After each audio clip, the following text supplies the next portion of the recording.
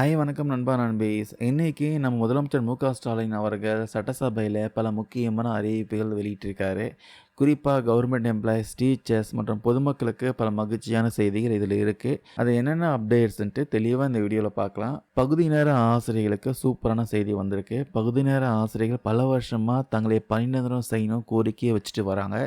இப்போ முதலமைச்சர் ஸ்டாலின் இதுக்கு ஒரு முக்கியமான தீர்வு சொல்லியிருக்கார் சொல்லலாம்.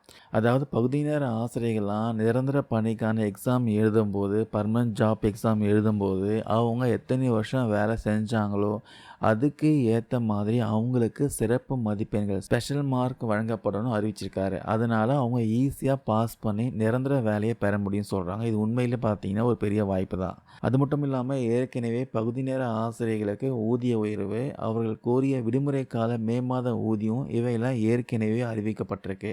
அதுக்கப்புறம் நிரந்தர பணி நியமனத்தை பொறுத்த வரைக்கும் ஒரு அறிவிப்பை நான் வெளியிட போறேன்ட்டு முதலமைச்சர் ஸ்டாலின் பார்த்தீங்கன்னா பேசியிருக்காரு. அரசு பள்ளிகளில் காலி பணியிடங்கள் நிரப்புறப்போ பகுதி நேர ஆசிரியர்கள் நிரந்தர ஆசிரியர்களாக நியமனம் செய்யப்பட ஏதுவா அதற்கான தேர்வுகளில் அவங்களுடைய பணிக்காலத்தை அடிப்படையாக கொண்டு அவங்களுக்கு சிறப்பு மதிப்பெண் வழங்கப்படும் சொல்லியிருக்காங்க. அதன் அடிப்படையில் தான் பார்த்தீங்கன்னா அவர்கள் பணி நிரந்தரம் செய்யப்படுவார்கள். இதற்கான அரசாணை சீக்கிரமாக வெளியிட போகிறாங்களாம். ஸோ ஏற்கனவே பகுதி நேர ஆசிரியர்களுக்கு மாத ஊதியம் பார்த்தீங்கன்னா 12,500 15,000 உயர்த்தி வழங்கப்படும் சொன்னாங்க. அது பண்ணியாச்சு.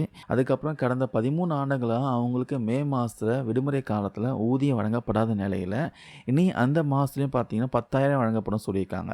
அதுக்கப்புறம் பார்த்தீங்கன்னா ஓய்வூதியம் இன்க்ரீஸ் பண்ணியிருக்காங்க. அடுத்ததாக பார்த்தீங்கன்னா சத்துணவு ஊழியர்கள், அங்கன்வாடி பணியாளர்கள், கிராம ஊராட்சி செயலாளர்களுக்கு ஒரு ஹாப்பி நியூஸ். அவங்களுக்கு இது வரைக்கும் ஓய்வூதியமாக 2,000 கிடைச்சிட்டு இருந்துச்சு. இனிமேல் 3,400 ரூபாயை உயர்த்தி வழங்கப்படும் முதலமைச்சர் சொல்லியிருக்காரு. அது மட்டும் இல்லாமல் பணி ஓய்வு பெறும்போது வழங்கப்படும் மொத்த தொகை பார்த்தீங்கன்னா லம்சம் அமௌண்ட் பார்த்தீங்கன்னா இது வரைக்கும் 1,00,000 இருந்துச்சு. இனிமேல் 2,00,000 உயர்த்தி வழங்கப்படும்ட்டு அறிவிப்பு வந்திருக்கு. அதுக்கப்புறம் புது வீடுகள், சாலைகள் விஷயமா அப்டேட் கொடுத்துருக்காரு.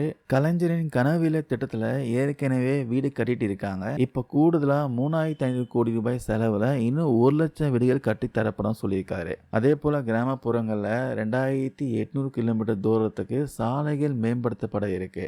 இது போக சமூக பாதுகாப்பு திட்டத்தின் கீழே முதியோர், மாற்றுத்திறனாளிகள் இன்னும் பார்த்தீங்கன்னா 1,80,000 பேருக்கு புதுசாக ஓய்வூதியம் கொடுக்கப்படும் சொல்லியிருக்காங்க.